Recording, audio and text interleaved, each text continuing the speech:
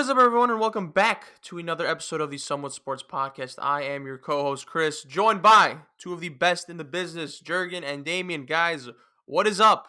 Nothing much. Doing good. Trying to survive this next wave of cold and snow that we're about to get.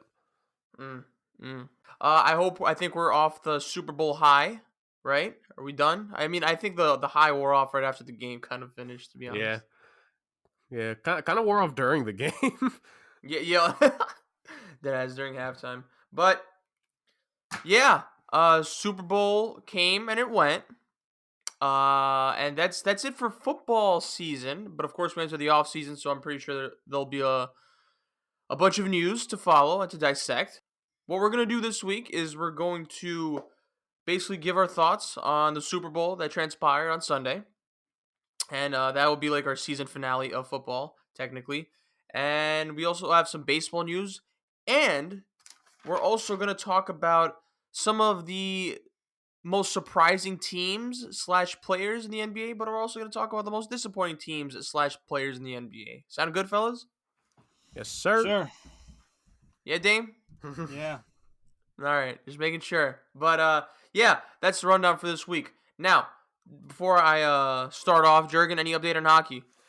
The season's going relatively well so far. We're about a month in or so, big congrats to that. We've had a couple of COVID issues here and there with various teams in various divisions, except the all Canadian division, the good old North. So they're really handling their business up there. But Dallas, like I said in the last update, they're finally getting games in. They've played. They started out pretty well, hit a little bit of a snag, but I think their snag is due to lack of goal scoring, not due to the goaltending dipping in play, which I think is really key for them. So, they're going to keep going there. In terms of the contenders, because, in sports, that's what we all love to care about. There is a good amount of teams that have shown to be contenders so far. You got Montreal and Toronto in the North. They're the two best teams so far. Montreal really shocking a lot of people with how good they've played. In the East, you have Boston, Philadelphia. They look to be the top of their division. You have the Tampa Bay Lightning in the Central. I call that the anticlimactic division, because I feel that has always been Tampa Bay's for the taking, and they're proving it, that if you're not one of the top teams in that division, you're not going to compete with them, because they are slaughtering the lower tier teams. And in the last division, the West Division, it's a little tough because St. Louis, Colorado, and Vegas have all missed a couple games here and there due to rescheduling. So it's hard to kind of get a grasp on who the best is right now. If I had to pick, it's between Colorado and Vegas. I'm going to give the slight edge to Vegas, because I think when they've played, we've seen a little more out of them than compared to Colorado. But yeah, I would say it's been a pretty good first month so far. Hopefully they hunker down a little bit more. Hopefully the guys handle this a little bit better. But overall, I would give it it's a pretty good, solid first month. How are the Rangers doing? Just out of pure curiosity. So they started off pretty rough. They last week actually they had like a mini 2-game winning streak against the Penguins and the Capitals. I think since then, I know they dropped a game to the Islanders. I forget if they played another one after that, but it's been very up and down with that team, and it's kind of to be expected. Recently, they had an issue. One of their, what was supposed to be one of their star young defensemen, Anthony DeAngelo, he was put on waivers, I think a week or so ago, because of a lot of behavioral issues. The Rangers tried to say it wasn't, but DeAngelo's a young kid who behavioral issues have followed him his entire professional career so far, and it's once again happened with the Rangers, where the story allegedly was that one of the goalies, I think it was Shesterkin, DeAngelo made kind of like a snide comment to him, or like a referencing like something that he messed up, and Shesterkin punched him.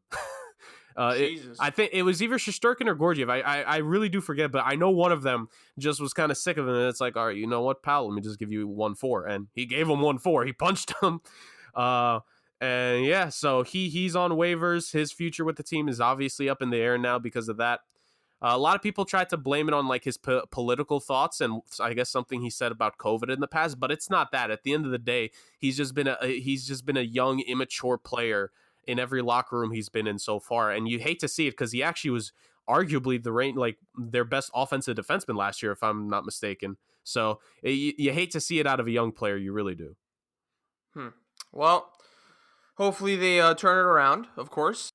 Yeah, so I'm pretty sure as the season progresses, Jurgen will, of course, continue to update us. Absolutely. Uh, yeah, but let's move on to some baseball news now. Some I guess blockbuster ish announcement, guys. Would you say so or not? Oh yeah.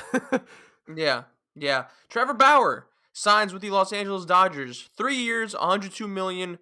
Opt-outs after years 1 and 2. Dodgers get Bauer. Rich get rich. Breaking the hearts of many Mets fans. Dame, I want to start off with you. What did you think of this signing for both parties, actually? Well, for Bauer, it's a 100% home run. He's the highest paid player in baseball for this year, next year. 40 mil this year, 45 next, which is honestly ridiculous. If he maintains the performance he had last year, anywhere close to it, he's obviously going to opt out of that third year, which is like $25 million or something like that. So it's obviously a win. He gets to pitch in Los Angeles, which is his hometown. Great weather, world champions. So on his side of it, it's an automatic home run. For the Dodgers, it's also a home run because the thing is they go over the luxury tax by a lot. They're at like 245 million and still trying to re-sign some of their guys. Right. So that's a bit of a hit, but I guess they just look at it as, look, we won the championship. Like, we're not trying to really develop any young guys anymore. All our core guys right now are young, so we got to kind of keep them together and improve on what we have now instead of trying to develop guys for 4 or 5 years down the road. So they don't really care about the draft picks they'll lose or the international signing money they'll lose for going over a luxury tax. They're going for it now. They're trying to repeat, so I get why they went after it. They better hope he pitches like he did last year, not the year before we had near a 5 ERA. That's all I got. That's what I got to say about that. But I think this definitely makes him the favorite, overwhelming favorite. Like, I don't think anyone's really close to him right now. But we'll see. But right now, for sure, Bauer wins, and Dodgers are definitely the favorite in the entire league to repeat. Yeah, no, this signing was a clear message to the rest of the league. Like, okay, we won last year, but we're not going to be content because here's the thing about when the Dodgers won the World Series in 2020. It was a whole thing of finally they got to get the job done after winning the NL West however many years in a row, like 7 or 8, I think, as of the end of last season. Winning a couple, getting into the World Series a couple times, in back-to-back years, and falling to the Astros and the Red Sox, leaving a bitter taste in the mouth of those players and the organization after all that's allegedly come out about those two organizations the last couple of years. For them to finally get it done, a lot of people would get content, they would get comfortable, but that was not them, and they made the power move to get Trevor Bauer, Power Bauer. Like he was outstanding last year. 1.73 ERA, the ERA leader in the NL, winning the NL Cy Young. That in and of itself, is special. And to Dame's point, like, you definitely don't want him to repeat what happened in 2019. But I honestly, like, if they even get a season out of him like they did in 2018, where he had a 2.21 ERA, that's still not bad at all. Like, those are two very specific seasons that he has had, where when you look at the rest of his career ERA is more closer to around 4. It's a 3.9 career ERA, I believe. But I think with this move, I think the Dodgers have done something that very rarely even do some champions do, and they've given themselves a timeline. Like Dame pointed out, Bauer is most likely going to opt out of the second year of this 3-year deal. The news just broke today. They re-signed Walker Buehler, their young phenom of a pitcher, to a 2-year deal to avoid arbitration. And if I'm not mistaken, I think Clayton Kershaw I believe there's 2 years or so left on his contract, like an extra. He's actually a free agent after the end of this year, which is probably why they went so There hard we go. after Bauer, to be honest. Right, there we Because go. Kershaw's leaving.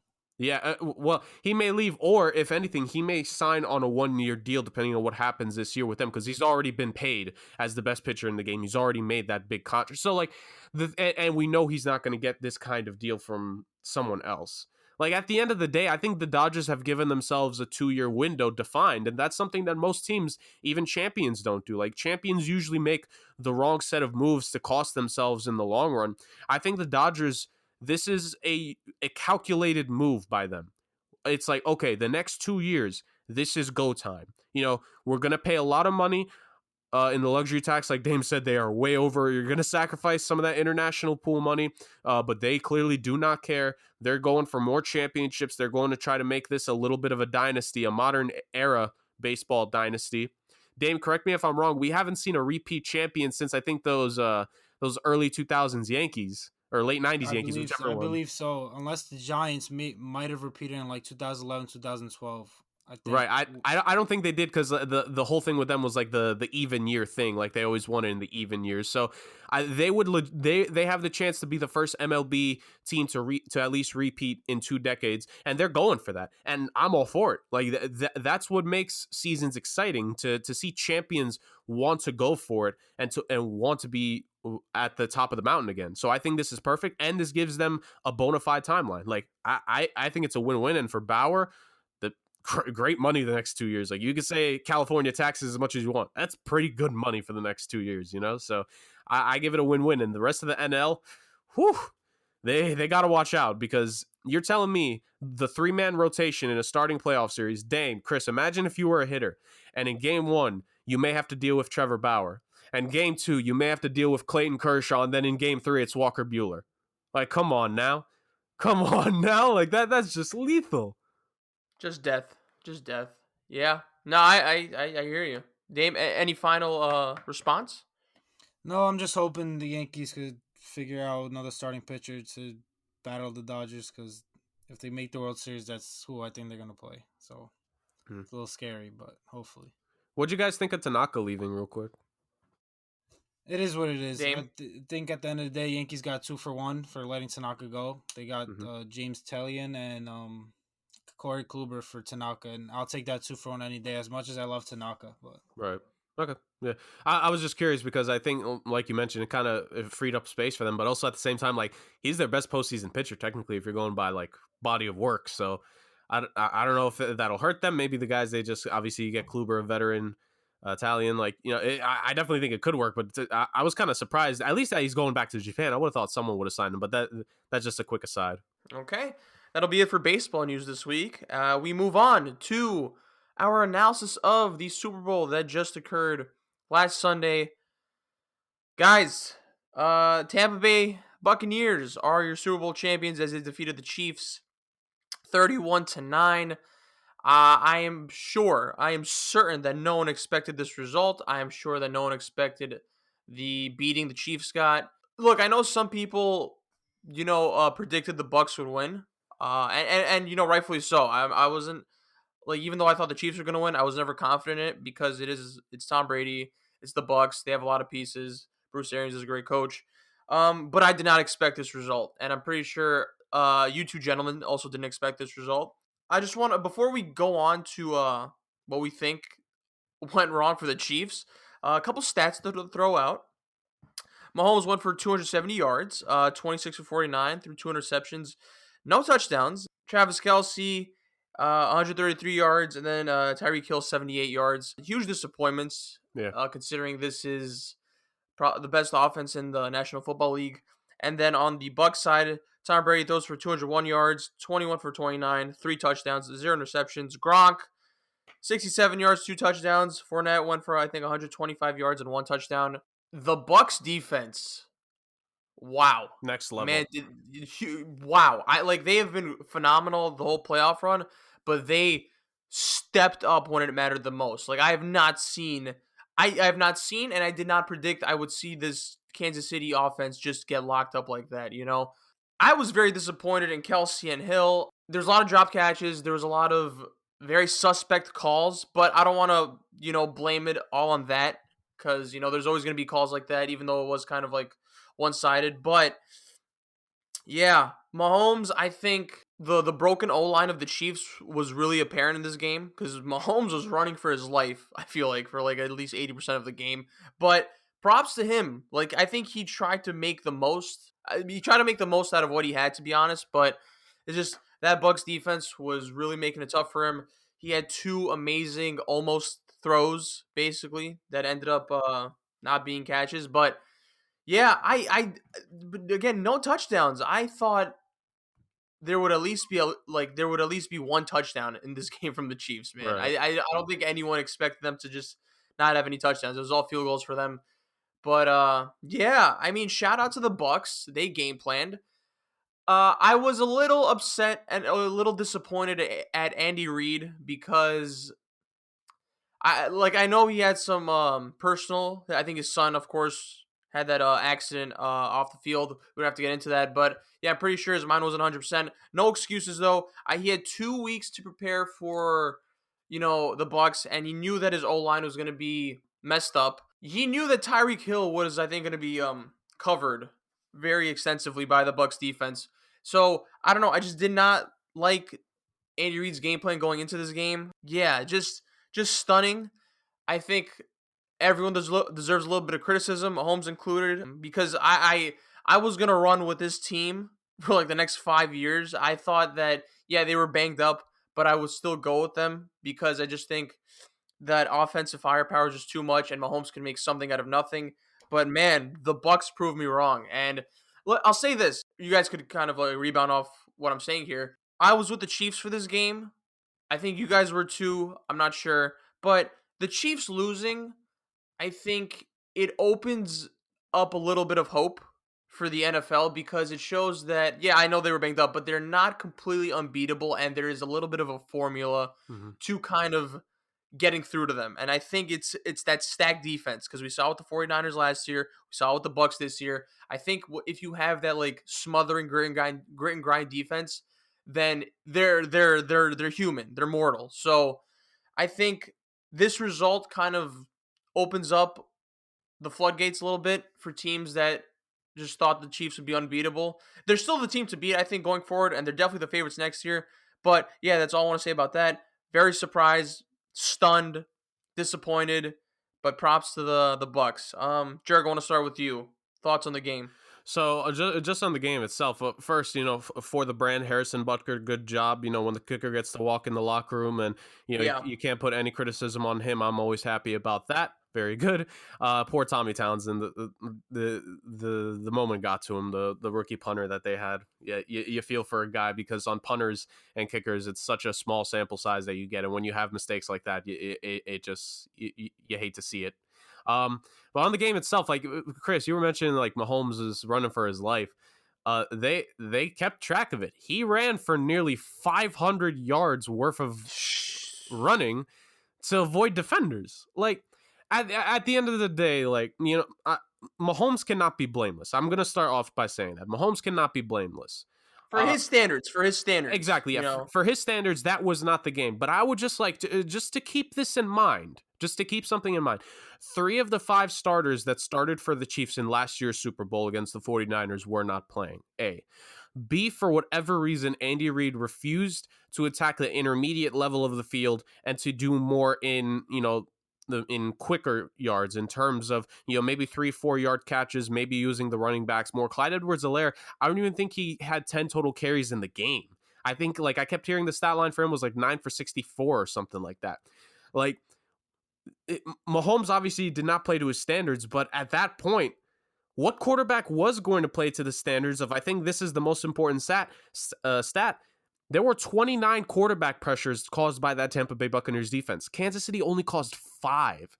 That's 24 more times that Mahomes had to be under duress. And I think I saw another stat today. I wish I had like screenshotted it or something. But I think the average time it took for one of these defenders to get past any of the offensive linemen was like 3 seconds. So you're telling me from the second Mahomes gets the ball, which in itself is like half a second, 2 seconds later, which is usually the pocket a quarterback like Mahomes gets, a defender is already coming at him. No quarterback under any situation would have won that game. We talk about the greatness of Brady, which I'm sure we're going to get to in a little bit. We talk about Mahomes' greatness, of course. We saw Aaron Rodgers. He was named the NFL MVP officially. All these things. No quarterback. You cannot point to a single quarterback that if you say they're going to get pressured 30 times and the defense is going to at least get within an arm's reach of them within 3 seconds, no quarterback would have put on a good game. Granted, would they have had better stats? Some guys, I'm certain, but that's not what we're here for. So like Mahomes deserves some blame, but at the end of the day, man, like that was essentially a revolving door, that offensive line. They were essentially traffic cones. And I think even the traffic cones could have at least tripped the Tampa Bay defensive line. Like you said, Chris, that Tampa Bay defensive line was dangerous. They were lethal. The defense as a whole was phenomenal throughout the entire year. The defensive backs kept playing high, and I gotta criticize Reed and to an extent Bieniemy, depending on how much play calling he did. Like, they never attacked intermediate, and you have the weapons aside from Hill and Kelsey. You could have gotten Hardman more involved. You could have gotten Watkins more involved. You could have used Edwards-Helaire. Le'Veon Bell, I don't remember if he dressed for the game, so if he didn't, ignore this next part. But if Bell had dressed, he's literally known for his pass catching as a running back. Why don't you use that? Like, there are just so many other things you could have done offensively to try to help Mahomes in that pocket. And they just didn't for whatever reason. They never adjusted. And at the end of the day, that's the worst possible thing you could do in a game, is not adjust to what the opponent is doing to you. Like, you just can't do that. At the end of the day, like, Tampa Bay deserved this. Obviously, like, ain't no excuses. Like, I know there was the one drive in that first half where there were a bunch of penalties called on the Chiefs. But at the end of the day, aside from that, Tampa Bay whooped them. Tampa Bay just absolutely whooped them. Punched them in the mouth. And yeah. I'm gonna throw it over to Dame here because I don't want to hog this for too long. I do want to get to your point, Chris. Maybe Dame will touch on it after his game analysis. Your point about what the future for the Chiefs is like, because I think that's an interesting topic to touch on real quick. But I'm gonna throw it over to Dame, who, by the way, he picked Tampa last in our show 2 weeks ago, and he finishes with the best prediction record out of the three of us in our NFL playoff predictions. So congratulations, Dame. I had no idea we were doing that. Wow. All right. Chris. Whatever. Ha. Yeah, all right. Whatever. Thank you for the recognition. So to the Super Bowl, I think it was an all-time great performance, defensive performance by this Buccaneers defense. It's kind of what I thought was gonna happen, based off how great they are on defense. They have so many different playmakers on every level, and in addition with that is just the chief offensive line problems just really showed that game. Like you mentioned, Patrick Mahomes ran for 497 yards around the pocket from sideline to sideline, running away from these defenders, because the second he was snapped, he had nowhere to go but to run away from these defenders. I saw some people really kind of blaming Mahomes for not showing up in the Super Bowl, but like you said, Jurgen, if you put any QB from the NFL in the situation that Patrick Mahomes was in, I don't think any of them would fare any better than he did. Some of the throws he made that were incomplete passes, whether they were drops or just getting them out and not getting sacked, were just absolutely ridiculous. The ones at Tyreek Hill, I think in the first quarter, second quarter, where he threw a kind of sidearm down the field and hit him in the face mask, that would have been a touchdown. Who knows what that gave him momentum going forward? You never know. So that was a big drop. Then, of course, towards the end of the game with the Darrell Williams drop, like, if he caught it, like, game is probably still over, but that just shows you, like, the stuff he has to deal with all game, with whether it's the drops or the pressures. When it comes to Tom Brady, I don't think he had that spectacular of a game where they won because of him, but he didn't play bad like I think he did in the Green Bay Packer game. He did exactly what he needed to do. That's why he's such a great champion, because he never does too little. He sometimes doesn't need to do too much, but he does exactly what he needs to do for his team to win, which is what makes him so great. But overall, the Super Bowl to me was kind of boring. Like, it was just a blowout. Of course, I was rooting for the Chiefs, even though I picked the Bucs to win, but it was just an overall boring game for me to watch. It's gonna be interesting to see how these two teams go forward, because the Chiefs do have problems that they need to fix, especially on the offensive line. They probably need to add another playmaker or two on defense. And with the Bucs, they have a lot of impending free agents with Levante David, Chris Godwin, Shaq Barrett, Antonio Brown, Rob Gronkowski, just to name a few. So it's going to be an interesting offseason for these two. But honestly, as long as they bring back their core guys, I wouldn't be surprised if both the teams are back in the Super Bowl next year. So your point about the future for the Chiefs, so I think it's interesting. So I think this potentially could open things up to how you try to scheme and game plan against them. Like we said, the defensive backs were going to play deep the entire time that game. Kansas City never adjusted to that. My thing is this. I think when you're Tampa Bay, and Dame kind of alluded to it just now with what he mentioned, some of the guys on that team are now free agents, especially defensively. You have Shaq Barrett and Levante David, two very important pieces. Levante David and Devin White. If you want to throw another duo out there, you can, but I think that's the best linebacking duo in the NFL between those two. Both Levante David's going to be a free agent now. Shaq Barrett is going to be a free agent after those playoff performances, especially where, like Dame said, Tom Brady, like I know he was named Super Bowl MVP. You could have argued for a couple guys on that Tampa Bay defense, and Shaq Barrett was one of them. If they gave out conference championship game MVPs, I think Shaq Barrett you could have argued as the conference championship game MVP. Like, these guys are going to get such massive contract offers. I know early on we love to we hear these guys say, I'm going to take less money. I'm going to come back to this team. We're going to go back for two. It completely changes when you get to the negotiation table. Like those thoughts will go 180 once you get that first contract offer and it's not to your liking by the team. Let's just clarify that first of all.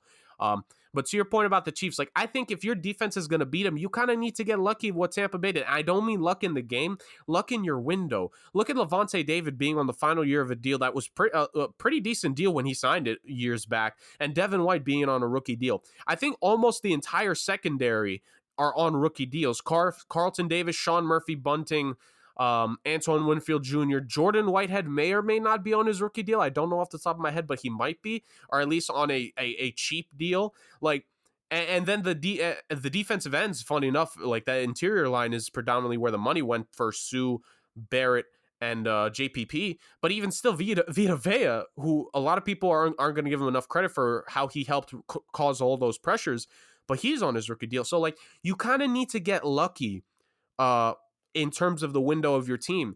And I don't know if any team in the AFC is going to get that lucky. Like my thing is, I think any NFC team now has the blueprint and can probably beat this Chiefs team. I'm more confident still that the Chiefs are going to at least run the AFC for the most part for the next 5 to 10 years. Because I look at who are their top contenders supposed to be. The Steelers are going to start to lose some pieces as guys are going to want to get paid. And their defensive back crew is still kind of iffy, especially with Joe Hayden being old. The Cleveland Browns, a couple of guys are coming up on deals. If he hasn't already, Myles Garrett's going to get paid heavily, and that's going to affect things. And if they have to pay Baker, you're not even going to be able to support that defense as much. And the Buffalo Bills, you're about to pay Josh Allen. Tre'Davious White is due a contract, I think, within the next year or so. Ed Oliver is due a fresh deal in like 2 years' time. Edmonds, you need to catch them in the right time for your team as well. I think Tampa Bay kind of got lucky on that aspect. Like Dame said, it all depends on who these guys keep. Is Tampa going to be able to keep everyone? That's the thing. If the Chiefs keep that offense together and teams don't get lucky defensively, they're still going to run at least the AFC for the minimum 5 to 10 years. I'm with you, Jurgen. I knew that like there's no one in the AFC that I could see literally matching up with the Chiefs. I know people like to gas up the Bills. It's just they don't have enough. And I think this loss is going to motivate the Chiefs. I think they're going to come back ready and hungry. And Mahomes, I feel like, is the type to just let this kind of hover over his head and take it legit, like no meme intended, but literally take it personally. Oh yeah. And then kind of use it as motivation, basically. I look back to NBA, man. Remember when the Spurs lost to the Heat in the finals, Yeah. and then the next year they came back and they just slapped them in the face. Yep. I think Spurs are motivated. I kind of link in that. I see that same kind of thing going on here with the Chiefs. I think the Chiefs are going to be unstoppable next year. Mahomes is my early MVP candidate. I'm just throwing that out there right now. If I had to pick an early MVP candidate, I'm going with Mahomes. Yeah, probably. And I think you're right. The NFC, I think, is going to be more stacked. And for me, like the favorite for me is the Rams. The Rams, I think, are better. The Packers are always there. Who knows what the Seahawks do? But I think the NFC is more stacked, and of course, there's uncertainty with the Bucs. So yeah, you guys both bring up some good points. Any final thoughts before we move on? No. Jurg? Let's get moving. All right. Now we move on to the NBA. I think we're It's not been a at while. it has been a while, but we're not at the midpoint, right? We're like, I think 1/3 in. Yeah, I think 1/3. Yeah. Well, guys, there's been a couple surprises and there's been a couple disappointments. And what we do in this show is we talk about things. And we decided to basically come up with a list of teams that have surprised us up to this point. We have come up with a list of players that surprised us. And we've also come up with a list of teams and players that have disappointed us. So we didn't decide to go all out with this. We only chose a select few. So I'll start off with my surprise teams. Both my teams are in the East. Mm-hmm. So for me, the first, we'll go 2-1. Nah, we'll just go 1-2. All right. So for me, the first team that has surprised me is the New York Knicks. I get it. I know I'm a homer, but I think I have legitimate backups to this statement, and I think you guys can agree. I think the Knicks have overachieved. No one suspected they'd be this good. I think everyone had them as a bottom tier lottery team, but man, oh man, they have played better than I think everyone thought. The Tibbs effect, I think, is real. I think they're one of the best defensive teams in the NBA. First in points allowed, first in opponents' field goal percentage, first in opponents' 3-point percentage, fifth in defensive efficiency. I think the defense is real, and I think, I don't think they're necessarily like a one-hit wonder technically in terms of that, because I do think because the Knicks are very limited offensively, they have to rely on their defense to basically win games, because you're not going to have Julius Randle put up 30 every night. And we'll talk about Julius Randle, of course, but like that's a team that you don't know where you'll get your offense from on a game basis, right? Like one day they'll be breaking threes, another day they'll be decent, and then another day they'll catch fire on threes, and they're all locked in. I think they all bought into Tibbs' plan, and shout out to them, man. I like there are things I don't like, but I don't want to get too like ranty about it. They just added Derrick Rose, so I do think they're well rounded enough. They've been very respectable. I think RJ Barrett's taking the lead. Julius Randle, of course, I said, is an all-star. Mitchell Robinson, I think, has become much more disciplined and much smarter. Alec Burks, great pickup in free agency. And, of course, Emmanuel Quickly, man. Like, that was a surprise of the draft, and I think so far the steal of the draft. So, the Knicks have a couple decent pieces here. Again, they overachieved. I don't think anyone thought they'd be this decent. Look, they're only ninth in the East, but because of where everyone thought they would be, that's pretty high in my opinion. So I got the Knicks first. And then second, I got the Charlotte Hornets, 12 and 14, 7th in the East. I did suspect the Charlotte Hornets would be one of those teams that were going to be out of the playoff picture, but they were going to be fun and they were going to be one of those teams that were just like outside of it. Like, I think they have a phenomenal young core. They added Gordon Hayward, who is playing very well. They have a very good head coach. So I love everything about the Hornets team. Yeah, man, they play fast. They're very fun to watch, and they play to their strengths. This is a young and up and coming team. So what are you gonna do? You're gonna push the tempo, and I think this team does that. The Miles Bridges and LaMelo Ball duo is working out very well for them. So look, I don't know if they're overachieving because I kind of suspected this. I kind of suspected the Hornets would be pretty decent. I don't know if they're gonna be like, I think they'll be in the play-in run. I don't know if they're going to be like 1-6. I think there might be a possibility because who knows? Maybe the Pacers drop down. But I love the Hornets. I love how they're playing. They play hard. They play smart too. And yeah, those are my two teams. So my two teams are the Jazz. One of my teams is Jazz. They have the best record in the NBA. We obviously all knew the Jazz were going to be good, but for me, it was just the fact that I didn't know they were going to be this good. Donovan Mitchell's playing out of his mind ever since Shaq kind of made that comment at him. Rudy Gobert, even though I hate him, like he's doing what he does. I'm not going to really mention him. But yeah, the Jazz, just because they have the best record in NBA, do I think it's going to last? No. Do I think they're going to be a real championship contender to the Clippers or Lakers? No. But for now, I do think they're one of the teams that's really overachieving. The other team for me is the Spurs. Reason being is because they are in the playoffs currently, and I did not have them in the playoffs before because I thought all these West teams are going to be better than them, but you know what? They're proving me wrong. They're playing better than I thought they would. Pop is really having those young guys play hard.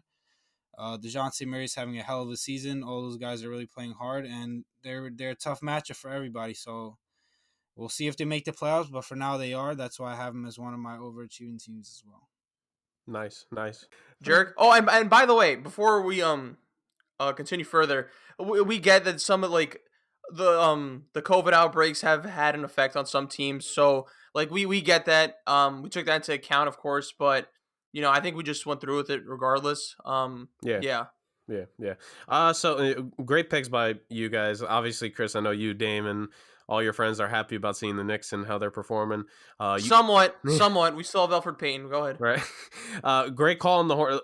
You had a great call on the Hornets going back to after the draft, and you deserve props for that. Thank you. It was a great pick by you, Dame. Yeah, I definitely agree with him. Utah is one of my two teams is in the same kin of Utah, like better than I expected they would be prior to the season at this point. And Dame kind of stole what my original second team was in the Spurs. Greg Popovich, man, he's coaching them boys real good. Like Yeah, I had them as an honorable mention too. yeah. So my two teams really fast, only because to harken back to our NBA predictions prior to the season of where teams would place, I had this team fourth, I believe. Philadelphia 76ers, I got to give them credit. They're first in the East right now. Joel Embiid is playing on an MVP level. Ben Simmons, even though offensively a lot of people would say that he is regressing, I still think the defensive job that he's doing is great. They've gotten great performances from Shake Milton and Seth Curry. Danny Green has been reliable here and there. Tyrese Maxey has been great for them. The rookie off the bench is scoring for them, getting big buckets. He's doing good. I got to give Philly a lot of credit. Doc Rivers, I think he's really changed that team. There are a couple games this season where I think under Brett Brown they would have lost, but Doc Rivers, I think he's helping this team a little bit here and there in terms of getting that winning edge. My other team, just to throw this team a bone because they're not dead last in the East, I got to give the Cleveland Cavaliers a little bit of love here. I gotta give them a little bit of love. Like they're not dead last in the East. Colin Sexton and Darius Garland have been great. The two of them are really getting that chemistry to play off of one another, which was one of my big concerns back when they drafted Garland. But it looks like they're doing a good job of Sexton being the scorer, Garland being, he could score, but he's more of the distributor compared to Sexton. Drummond's having an outstanding season. When they trade him, whenever they trade him, they're going to get way more back than what they had to give up. So that is an A-plus move right there. And you got a couple of other guys on this team that are playing fine for now, Nance and Torian Prince. Again, maybe those guys are just pieces you trade away come the deadline to get some capital back for them. But Cleveland's in a great position, honestly. They have some young pieces that they should keep, and they have valuable assets that other teams would pay a pretty penny for. So I got to give them credit there. They've done a great job. Yeah, no, I agree. You guys both had teams that were in my honorable mentions. I had the Cavaliers, I had the San Antonio Spurs, and I also had the Oklahoma City Thunder. Like I know the Oklahoma City Thunder are 10-14 and they're 14th in the stacked West. They're playing better than what people originally thought how they play, So they might be near the bottom due to the lack of just sheer talent, but man, they play hard, man. For what they have, they maximize who they have, and they do play hard, and I like their coach too. So yeah, those are my honorable mentions.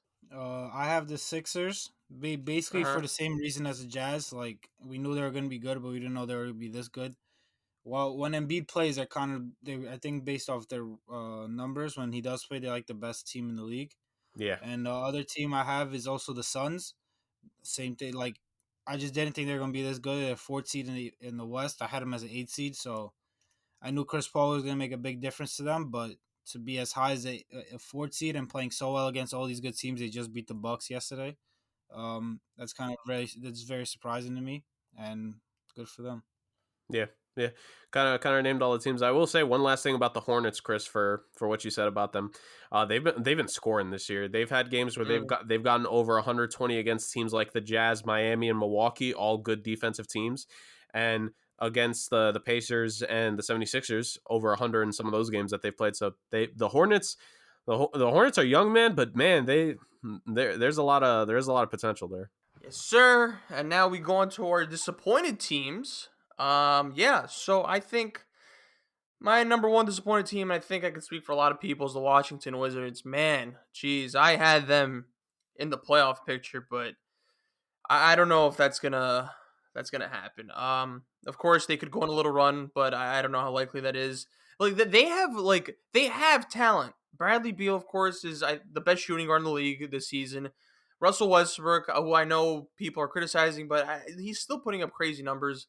You have some good young pieces. Then you have Dia and Rui Hachimura, Davis Bertans. I know they're kind of limited in the center position, but you have Alex Len and you have Robin Lopez, who I guess Robin Lopez rather is more serviceable at least. But I thought their talent would kind of outmatch that. But this team has no identity, man. They really don't. And just of course, the main thing that's keeping them back is their defense. Like these guys cannot defend at all, bro. Literally nothing at all. Yeah, it's not like the Nets scenario where you can just outscore everyone. This team, I think the lack of identity and just the brutal defense is what sets them back. I know Bradley Beal trade rumors are running rampant, but I don't know how likely it is that he'll actually be traded. But yeah, I thought, Westbrook and Beal I thought would like carry this team to at least the play in, right? It's still possible, but man, huge disappointment in them. And also, I'm gonna. It was gonna be the Raptors, but I looked at the standings today. They're fifth in the East, man. Like the Raptors, They've like, climbed jumped. back. They have They climbed climbed back. back, and I expected that. They started off horribly, but I knew they would come back. Yeah, but number two, I'm sorry, Jurgen, but I got the Miami Heat. Now I know the Miami Heat have been kind of affected by COVID, and I know Jimmy Butler is out for a lot of games, but they're 11th in the East now. They're 10 and 14. I think they're tied for ninth with the Knicks and the Bulls. But this is a team that I know will eventually climb back like the Raptors. But I don't know. I know Jimmy was out, but I think the Heat are a very well structured team. And I know Dragic is out now, but I think Bam, I think Tyler, I thought Duncan Robinson, Andre Iguodala. I thought they had enough pieces to at least be sustainable while their main guys were kind of out. But like they had some, didn't they lose to the Wizards? I think they had some rough They losses. lost. They lost one of the games to the Wizards. They blew the game against Charlotte. They got screwed over on a call that wasn't called on Embiid in one of those Philly games. And they lost to a Clippers team that didn't have PG or Kawhi too. That for me, these are games that the Heat should have won, right? And they're a team that I think are so built for just any kind of circumstances. And this is a team that has momentum because they're coming off like a finals appearance from the bubble. So I just expected more. I know they're going to come back up, but they're starting to find their groove again. Jimmy Butler's going off.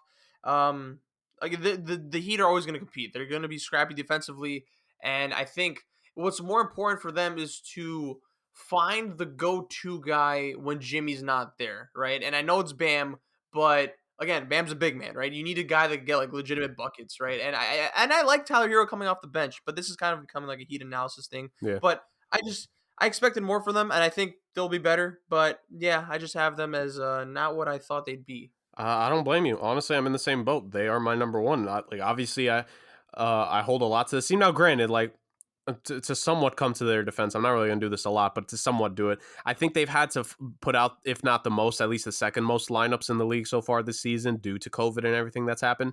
Like my thing with Miami's depth going into the season was that if you lose just one of the stars at a time, they were gonna be fine because they still had enough pieces. But like the issues were, you would have. I think that one of those Philly games, it was no Bam and no Jimmy, and I think no Goran for one of them. Like, and then you get a game with no Goran and no Jimmy, and then no Tyler Hero and no like all of this stuff. It kept stacking up on one another to the point where it's like, can we get a healthy game here, man?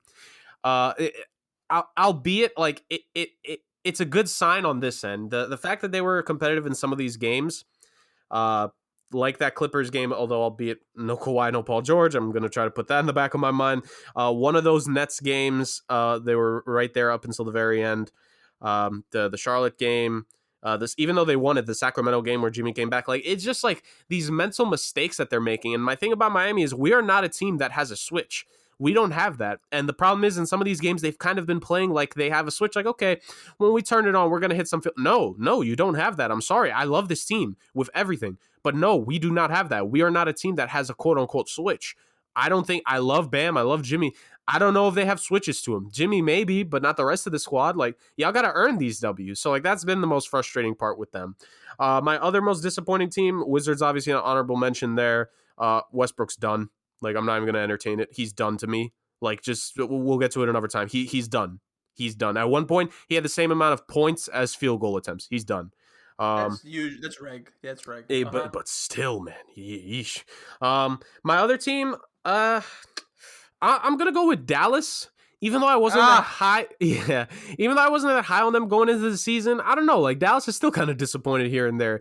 Now, granted, Luka has been just about by himself in a lot of these games. His Robin has not always been there, which we went into detail about that last week. At the end of last week's show, definitely give that a listen. But it's just been a struggle for Dallas, especially defensively. Like Josh Richardson was kind of supposed to be a guy to help with that. I don't know if he really has. Like this team just needs to get it together. Again, I think a veteran coach like Rick Carlisle, I think Porzingis coming back, I think those are two key things. But so far, not because of how we rated them. We all did not buy into the overhyped of the Mavericks. Like, people were trying to rank them as the 3rd seed going into the Fuck out of season. here. And yeah, they were not worth a top 3-4 seed. Even with us, I think, Chris, I forget, I think you had them as a 6 or a 7 seed. Dame, I think something similar. I know I had them about like 6 or 7. We all kind of Nope, I had them missing the playoffs. Oh, okay. My bad. Okay, I had them ranked the highest then. Like, for what even we thought, they're still below expectations. Like, that's kind of a wild thing to think about. Like, we lowered our expectations and they're still below them. But yeah. Yeah, you guys mentioned 2 of the teams I had with the Heat and the Wizards. You guys basically said all that needs to be said. The Wizards are tied for the least wins in the entire league, and the Heat right now are in the playoffs after making the finals last year. I know with the Heat, a lot has to do with Jimmy Butler missing games, but regardless, just the rest of the team has been kind of disappointing. The one team I had that was different, I have the Nuggets. Maybe this is me personally because I had them as the 1 seed in the West in my predictions before the season, and now I think they're what? I think they're 7th in the West or something like that. Yeah. Even if for people who didn't have them first in the West, like no one had them as 7th. Like you had them as a top 3, top 4 seed, so having them 7th is kind of disappointing. Um, I think it might be just because of the short off season and they really haven't made it that far in the playoffs before, and so it's kind of maybe a little bubble hangover, kind of the thing Anthony Davis has. Maybe that's why. I don't know. I'm not saying that's why it is, but that's what some people are saying. But yeah, I have the Nuggets as kind of disappointing because I did have them higher, and they're not playing as well as they did last year. At least they're not playing as well as they did in the bubble the last time Agreed. we saw them play. Yeah, agreed. Yeah.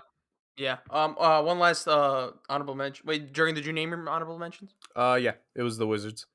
One last honorable mention I have. I know they're 4th in the East right now, but I kind of have the Celtics. They're 12 and 11. Like, and I know they've been affected by the COVID outbreak as well, which is kind of a common theme with some of these teams. But I don't know. There's something about them that's off this year, and I think that lack of size, that lack of depth at the center position, is really hurting them, man. Yep. Jaylen Brown, yeah, but look, I mean, they're going to be the Celtics. Are always going to be in that top 4 range, but I don't know. I just don't have. They're not like I'm not scared of them this year. They're not a convincing top 4. Even with how Jaylen Brown and Tatum have played, they are not a convincing top 4 where they can compete with the Brooklyn Nets or the Bucks come playoff time. Or the Sixers, I think. I know they've had their number, but I think this is the year they kind of break that. But we won't get into that. We don't want to spoil it. Yeah, surprising players. Now, I'll go first. I had a couple here. Julius Randle takes the cake for this one. Man, this man has been carrying the Knicks. What a 180 from just fans, including myself, just wanting to get rid of him for literally peanuts this offseason to now there's people like saying, oh, we should re-sign him. I don't know about that yet, but man, he has made the Knicks relevant this season. He has carried them 22.3 points per game, 11 rebounds per game, 5.8 assists per game. These are insane numbers. He is definitely an all-star this year. He is the backbone of this team. And shout out to him. I think he bought into Tibbs' game plan. I think the addition of Kenny Payne and Mike Woodson have also helped as well. But like the Knicks, although they're that team, they have an identity. Compared to a lot of other teams, they're that scrappy grit and grind team, right? And so props to him. He turned it around. He gets his teammates involved. He's more reliable now with his jump shot, I think. It's more consistent from watching the Knicks a lot more than most people. Yeah, he's a beast, man, this year. He's a legitimate beast. And also defensively. He's been really good defensively as well. My second player, I'm going to go with Keldon Johnson of the San Antonio Spurs, guys.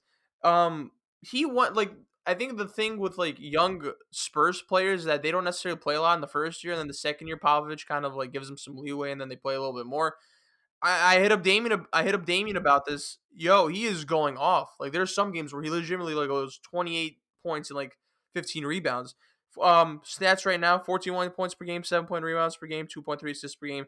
He, for me, was, I think, a huge surprise. I know there's a lot of other ones as well, but I think because the Spurs we didn't expect them to be this good, and he has become a legitimate core piece of the offense as well. And Popovich will always have those guys play defense. So for me, shout out to him. I was a big fan of him when he was at Kentucky, and they picked him at 29. So considered a steal now.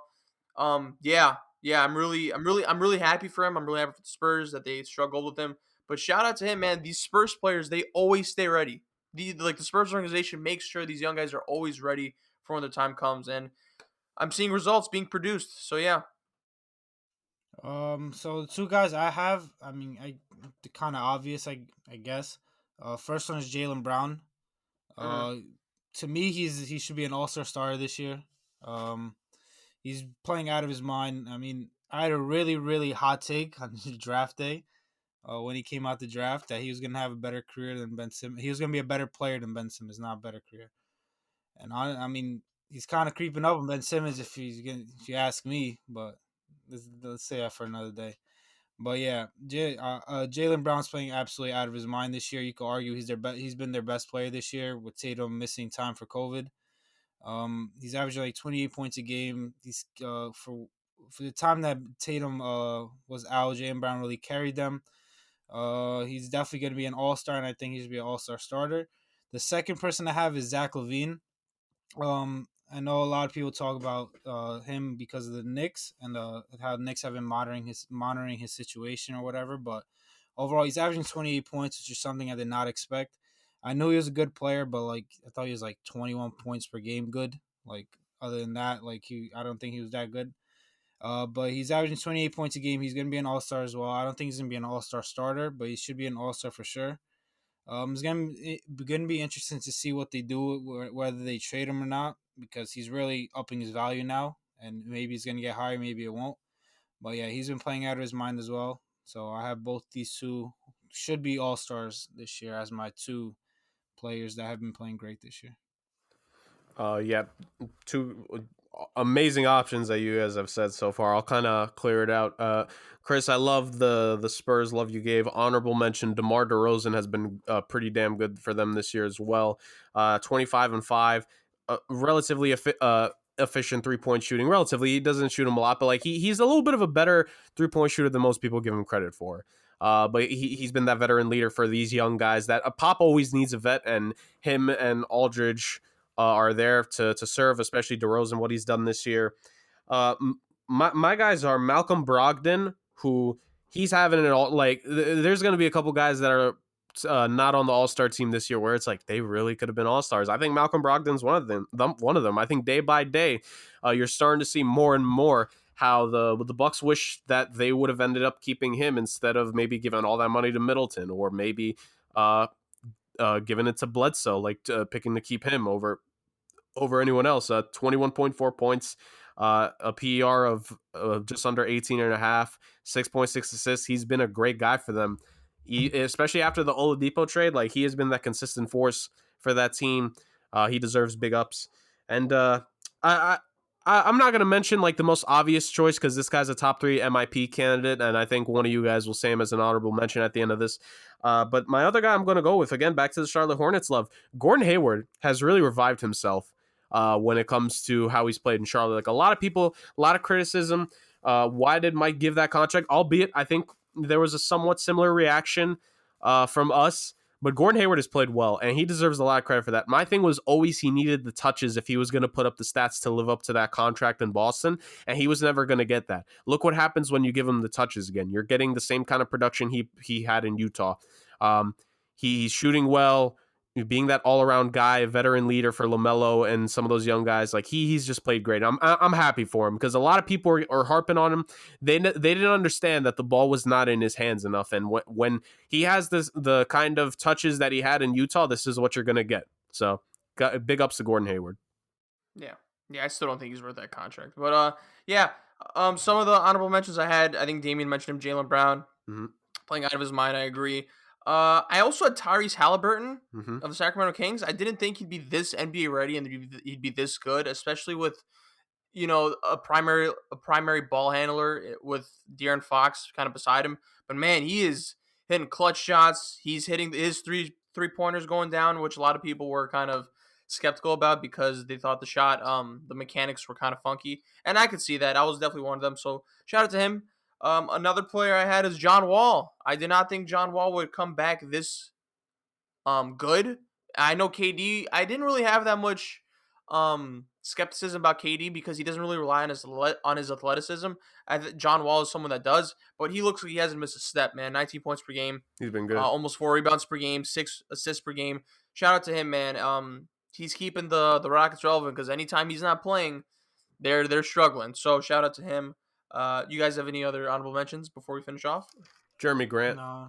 he's been good. Yeah. Oh, right. Like he's kind of surpassed what I thought. Like I thought it was just going to be a case where he was just going to get to touch the ball a lot, but he's actually shown he's kind of grown as a player. So I got to give him his ups. Like he's going to be up there for most improved player of the year. Yeah, no, shout out to him too. Yeah, but I mean, you rotten Detroit though. But yeah. We move on to our disappointing players list. And my 2 players here, like they're obviously really good. Like, but the thing is, they're so good. You have certain standards for them. So I'm just gonna preface it by saying that number 1, I have Anthony Davis. I'm going to give him the benefit of the doubt because they have a shortened off season. They just won they just won the championship. So there could be that. I know he's dealing with some nagging injuries. I don't know how legitimate that may be. I don't want to question it, but maybe it's just kind of something to kind of give him rest. But again, 22 points per game, 8.6 rebounds per game, 3.2 assists per game. Like, again, these are crazy numbers. But because it's Anthony Davis, we expect more. And, it didn't seem the same. But again, shortened off season, so I'm going to give him the benefit of the doubt. But because he's a monster, I thought, he'd have better games. Second, Ben Simmons, man. He's still putting up numbers, of course. Like, he'll always put up numbers across the board. But, there's no excuses this year, It's like Doc Rivers, I think you have a legitimate coach, right? And I think he's maximized Joel Embiid. And this is a team that is perfect for Ben Simmons.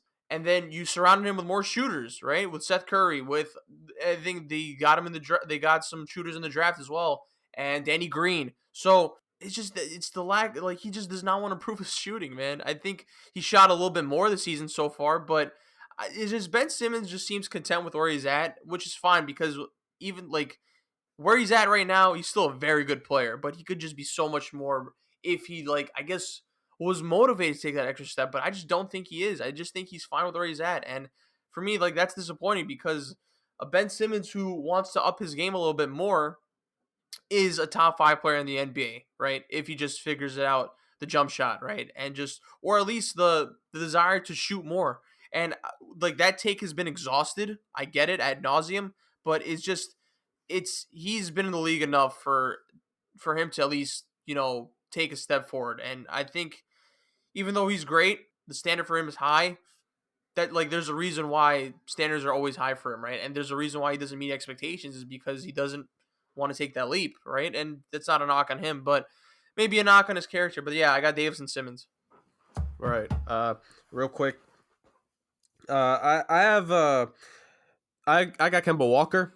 I'm now officially convinced that he is going to be one of the key reasons that he loses the Celtics, whatever playoff series that they end up losing, whether it be semis, conference, or NBA finals. He's just, I know it's some injury stuff going back to last year, but he's just not the same player anymore. And when I don't like it now when he takes the ball out of the hands of Tatum and Brown. I know it's a regular season game, but he cost them in their game against the Lakers that they play when he shot 2 for 13 or something like that.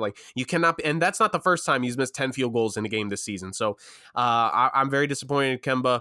The statistics are not showing up. We criticize Hayward a lot for that contract. I do not think Kemba Walker's lived up to that contract at all. I'm just saying, that's my personal opinion. I don't think he's lived up to it at all.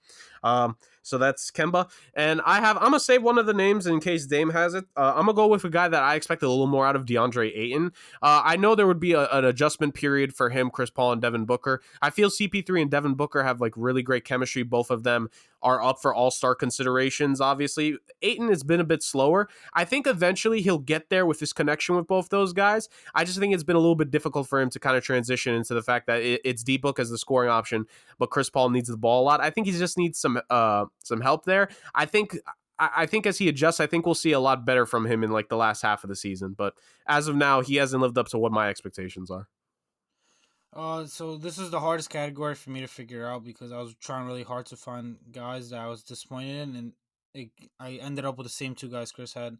Anthony Davis is just really disappointing. I know he has an Achilles issue. But he's been extremely disappointing on the offensive side of the ball. He's obviously he's still great on the defensive side of the ball, but offensively he just hasn't been the same player he was last year or really in the bubble. Hopefully it changes because without him, the Lakers are not winning anything. So, and hopefully for LeBron's sake, because he can't keep playing these 40+ minute games. So he needs AD to come back. Another one, of course, but Ben Simmons. I'm just disappointed in him. Overall as a person, his entire career, just a load of garbage. He doesn't want to get better. It's kind of annoying, to be honest, because he's so talented, and there's so many other guys that aren't as talented as him, but really work harder, and he just doesn't care. He doesn't care to get better. He doesn't care to learn how to shoot. And every offseason, I see a video of him in the gym pulling up and hitting a three, bang, and this and that, and everyone's like, "This is the season he's gonna shoot more."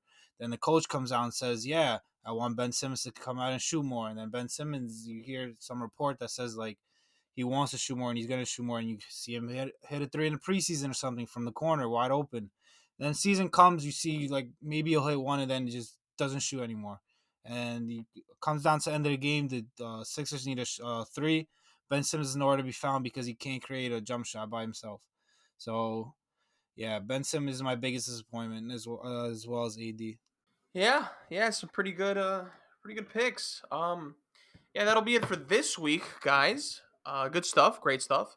Hopefully there'll be news next week. I know the NFL offseason is bound to be crazy. There's Russell Wilson rumors that are kind of, creeping up on us. So I don't know. The NFL quarterback bonanza is bound to hit us. So, you know, that'll be very fun. We have some mock drafts planned soon. But yeah, guys, that'll be it for this week. Everyone, thanks for listening. We went over an hour, first time in a while, to be honest, but it's all right. Good content. Every once in a while, this will happen. Not bad. Yeah, not bad. So, yeah, follow us on Instagram. We have an Instagram page. Yes. Somewhat Sports, right? Is that the title? Yes. Or is there a dot in it or something? I will. It is somewhat.sports. Okay, so follow us on Instagram, somewhat.sports. You can check us out there. But yeah, other than that, Dame, Jurg, Goats, thank you, as always, for joining me and giving your takes. Yeah, stay safe, everyone. Peace. Take care. Peace.